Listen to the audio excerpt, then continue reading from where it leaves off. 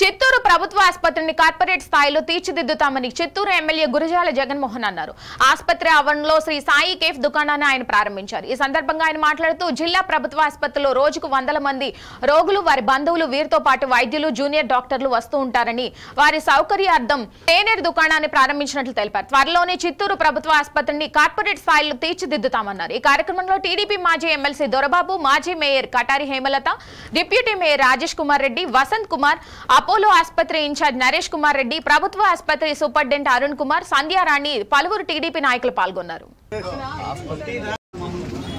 అందరికీ నమస్కారం.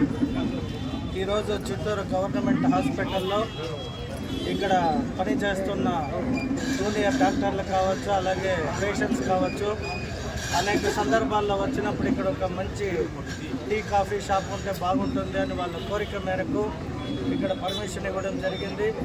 ఈరోజు ఇనాగ్రేషన్కి ఆహ్వానించారు అందరూ.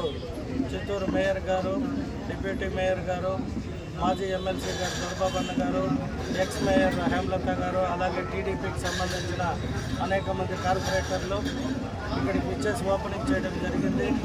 సో ఇక్కడ జూనియర్ డాక్టర్లు అలాగే ఇక్కడున్న పేషెంట్స్ కూడా చాలా సంతోషం వ్యక్తం చేశారు. అలాగే ఈ హాస్పిటల్ని కూడా ఇంకా మోడర్న్గా చేయడానికి అన్ని రకాల ప్లానింగ్ జరుగుతుంది. రాబోయే రోజుల్లో మన చిత్తూరు గవర్నమెంట్ హాస్పిటల్ని మీరు ఒక మంచి హాస్పిటల్గా చూసే విధంగా కూడా ప్లానింగ్ చేస్తున్నాము. ఈ షాపు యాజమాన్యానికి కూడా కంగ్రాచులేషన్ చెప్తూ సెలవు తీసుకుంటాం.